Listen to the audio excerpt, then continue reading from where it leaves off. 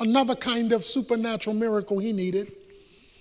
This was not a miracle that had to do with money and houses and land. This was a miracle that had to do with his need to be lifted out of his depression. Depression is discouragement on steroids. It's discouragement that now has produced an ongoing level of gloom, an ongoing level of emotional pain.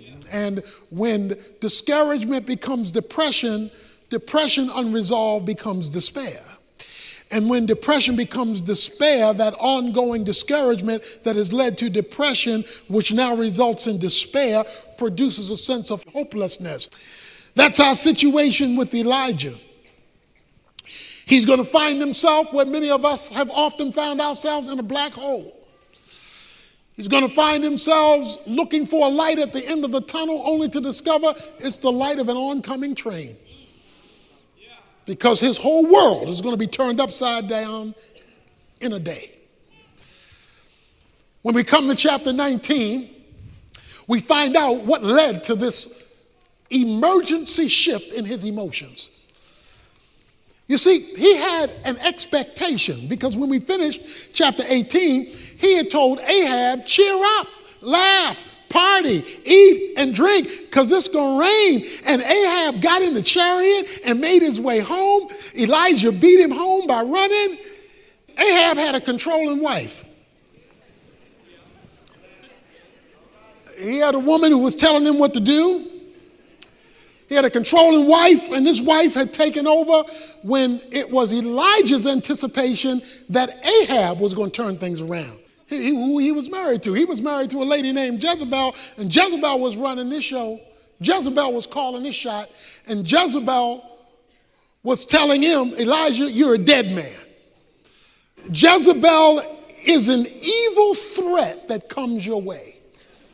It is something or someone who threatens your well-being, because she threatened by tomorrow this time you're going to be dead.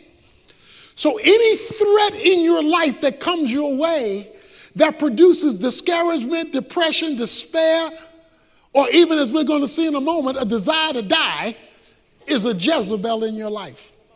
It's something or someone who threatens the stability of your mental well-being. So when a boss threatens you that he's going to fire you and it's not a legitimate reason, he's become Jezebel.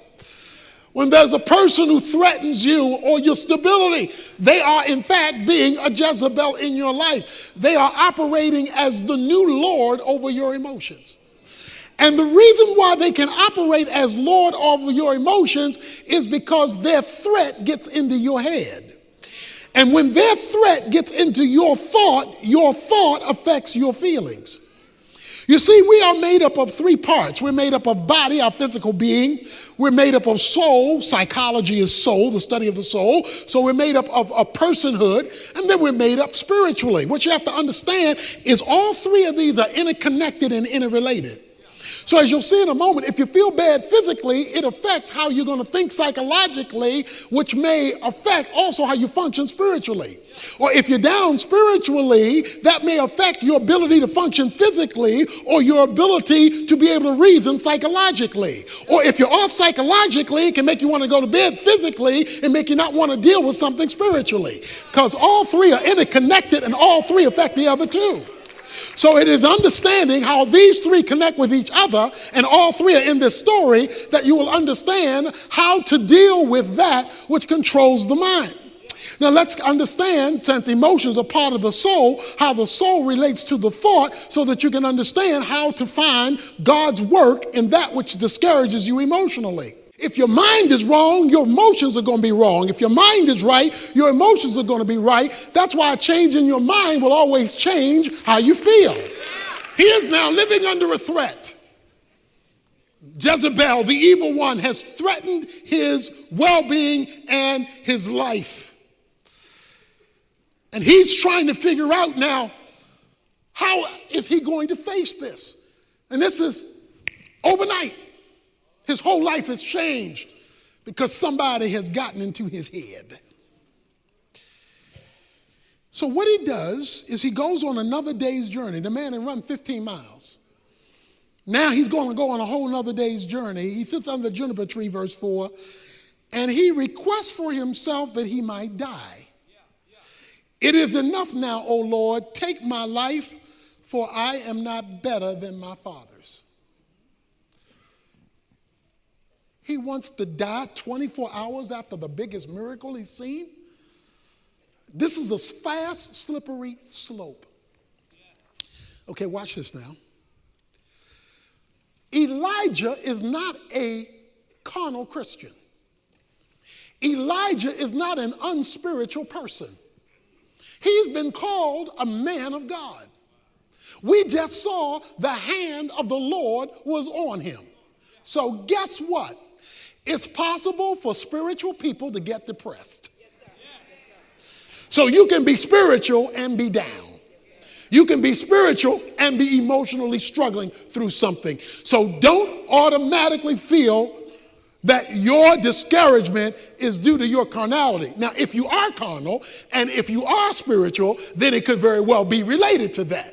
But it's not automatically related to that, specifically in the life of someone who is pursuing God. So he's ready to give up. He's ready to throw in the towel. And when he's ready to throw in the towel, he lays down because he's so tired under a juniper tree, which is only a tree big enough for one person to lay under it. And there was an angel touching him and said, arise, eat, verse 5. He looked up and behold, there at his head a bread cake baked on hot stones, a jar of water, so that he ate and drank and lay down again. When did the angel show up? The angel only showed up after Elijah had an honest conversation with God. You see, he told God, I want to die.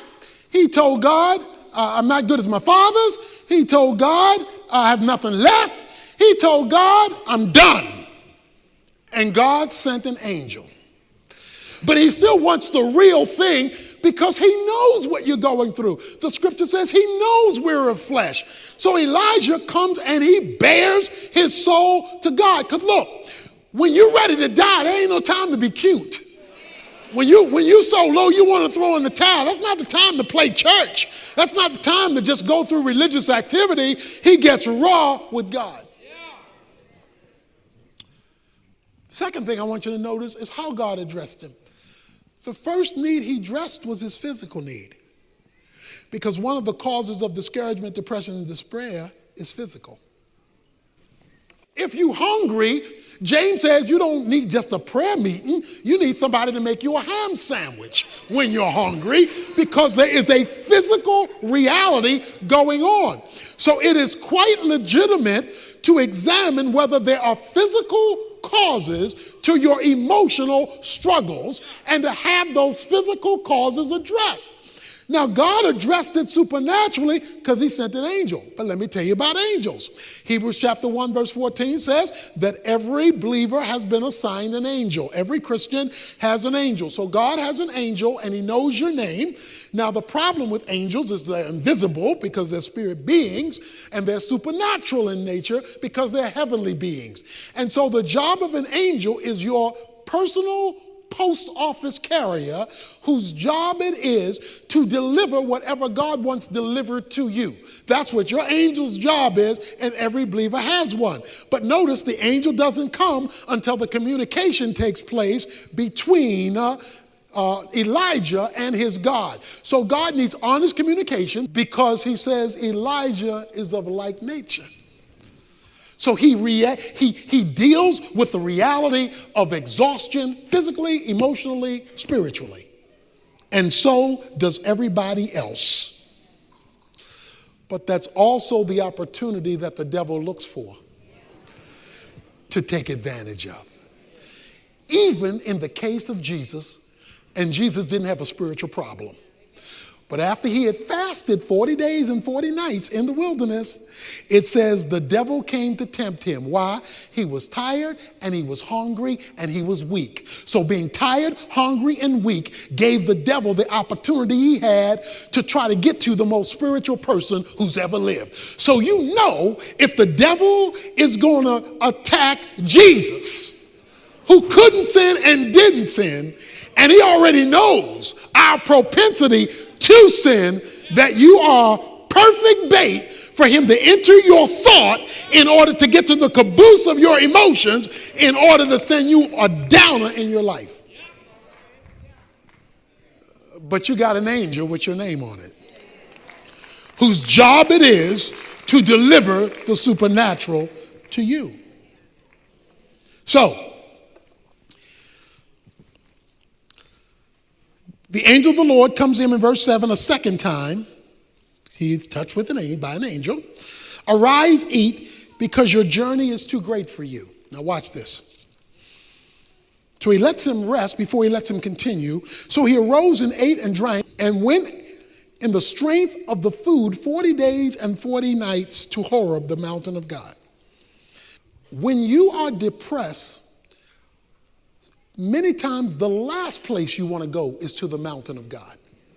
The mountain of God means to go in God's presence. That's the last place you want to go. But that's the first place God wants you to run to. He wants you to run to his presence and bring your depression with you. Bring your discouragement with you. He'll give you enough to get to the mountain, to get to his presence. So he calls him into his presence. Now it gets really interesting. Now there are a number of issues going on here. He asked him, then it came to a cave, lodged there, verse 9, and behold, the word of the Lord came to him and said, what are you doing here, Elijah? Now, God doesn't have to ask, why are you here? Because he doesn't know. Because he knows why you're here. He knows that you've been frustrated. In fact, he just fed you. But he asked him, why are you here? The reason God asked him, why are you here, is not for God to get information. The reason he asked, why are you here, is for him to fully express what he's dealing with. So what are you dealing with, Elijah? And here's what Elijah says. Elijah says, I have been very zealous for the Lord, for the God of hosts, for the sons of Israel have forsaken your covenant, torn down your altars, killed your prophets with the sword, and I alone am left, and they seek my life to take it away. Okay, so let's discuss why he's here. Why are you in this situation? Why are you so depressed? Okay, you asked me, God, I'm going to tell you. I committed myself to you. I dedicated myself to you. All them other people are unspiritual. They didn't keep your covenants. They were worshiping those idols. And I'm all here by myself. He has adopted a victim's mentality. A victim's mentality is a mindset that you adopt because of negative circumstances that says, I'm where I am because everybody else is where they are. I'm here by myself because none of them are agreeing with you, and that's put me out here by myself, and you got me out here by myself. That's a victim's mentality. Now, you can be a victim, but you are to never adopt a victim's mentality where everybody else is responsible for where you are. A victim's mentality is because of them, I'm here. And as long as you have that kind of mentality, you'll always be there. You may be a victim, but you are to never adopt the victim's mentality, because then that allows you to put off being responsible to make the change you should make because they're not making the change they should make. He was just victorious with these people. He was just victorious with them making a renewed commitment. But because he was psychologically damaged, he developed a victim's mentality. Now, please don't misunderstand me. You may be a victim. It may be unfair. It may not be right. It may be evil. So you may be a victim, but that's different than adopting the mindset of a victim. And too many of us socially and economically, and in this case spiritually, have become victims of the devil. If it wasn't for the devil, I wouldn't be here. Well, guess what? He ain't changing. Okay? If it wasn't for them sinners, I wouldn't be stuck here. They not changing. If it wasn't for this situation, I wouldn't be here. Okay, that may be true, but they may never change. So what are you going to do? So come, tell me why you're here, but don't expect me to just pat you on the back and feel sorry for you, because the thing that brought you here may never change. And many of us block the supernatural because we become comfortable as victims. Many of us have gotten stuck in our station in life. This is a racial issue, it's a social issue, it's a class issue, and in this case, most importantly, it's a spiritual issue. Elijah was wrong. He says, I'm a victim and I'm all by myself. Okay. So God says, go forth and stand on the mountain before the Lord. And behold, the Lord passed by, and it was a great wind, rending the mountain and breaking it into pieces, the rocks before the Lord. But the Lord was not in the wind. There was an earthquake, but the Lord was not in the earthquake. Verse 12, he said there was a fire, but the Lord was not in the fire. But after the fire, the sound of a gentle blowing. When Elijah heard it, he wrapped his face in the mantle and went out and stood in the entrance of the cave. And behold, a voice came to him and said, what are you doing here, Elijah? He said in verse 14, he says it again, I'm very jealous for the Lord, but the people have forsaken you. I alone am left. They seek to take my life. So guess what God does? You find at the end of verse 3, it says he left his servant behind. So Elijah is by himself. Because depression gets worse if there's nobody in your life to change your thinking. See, if you're feeling sorry for yourself and you're talking to yourself, that's a bad conversation for yourself. You're already feeling sorry, and there's nobody to talk to but you, about you, regarding you, to tell you what you ought to do, and you aren't in a place to even hear you correctly, and what you are telling you is only related to how you feel, then your discussion with yourself is helping yourself to become worse off about you. So God then enters the picture and tells him, Elijah, tell me how you feel. Stop talking to yourself, because when you talk to yourself, you were getting depressed, you were suicidal. Start talking to me, okay? Now I'm going to show you the wind and the rain and all that stuff. Now talk to me again. No, Elijah, don't talk to yourself, because you and you aren't getting together with you real good. God has to clarify. Verse 18, yet I will leave 7,000 in Israel, all the knees that have not bowed to Baal, and every mouth that has not kissed him. Now, what's his complaint? I'm the only one. God says, there's 7,000 folk like you out there. It's just you are so psychologically bent right now, all you see is you. I got 7,000 people you don't even know about who have the same faith, same commitment, same loyalty that you have. So you are wanting to die off of misinformation. You don't have the right information. And so what did God's presence in his counseling session do? Give him new data. And then God closes by doing one other thing for him. And it's a very important thing. In verses 19 through 21, he runs into a man named Elisha. The end of verse 19 says, and Elisha passed over to him and threw his mantle on him. He left the oxen and ran after Elijah, Elisha does, and please let me kiss my father and my mother, then I will follow you. And he said to him, go back again, for what have I done to you? So he returned from following him, took the pair of oxen, sacrificed them, boiled their flesh with the implements of oxen, and gave it to the people, and they ate. Then he arose and followed Elijah and ministered to him. Because sometime when you're discouraged, you need somebody with flesh and blood. Sometimes talking to God, he's a spirit out there, he's real, but he's a spirit out there. So guess what God did? God gave him a friend.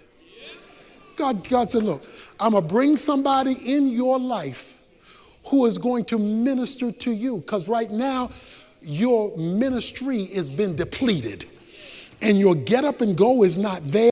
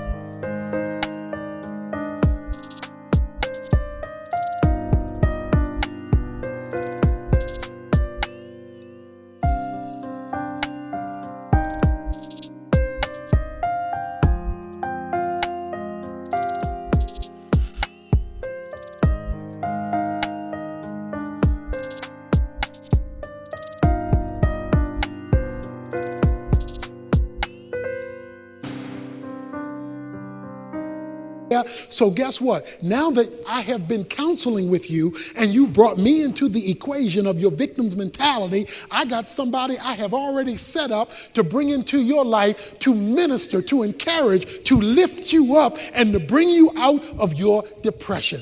God has an angel for you. He's got a person for you. He has himself for you. He gave Elijah all three of those to give him a supernatural experience to lift him out of his depression. And one of the reasons that the church exists is to have people available in your life when you are down who can embrace you, minister to you, lift you up, and he can use you to do the same thing for somebody else. Because when we are depressed, we need another perspective.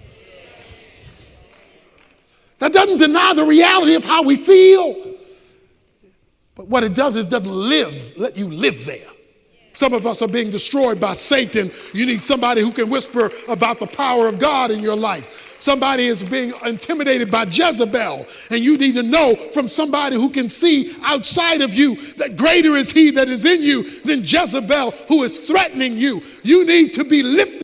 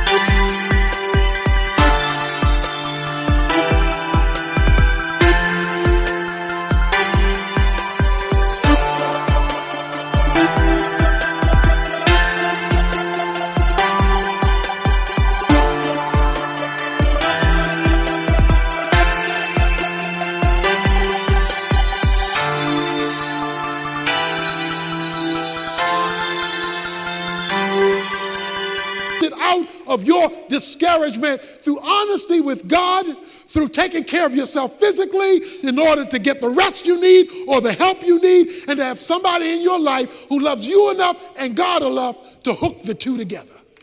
When that takes place, you may still get discouraged, but God will lift you out of it, because even godly people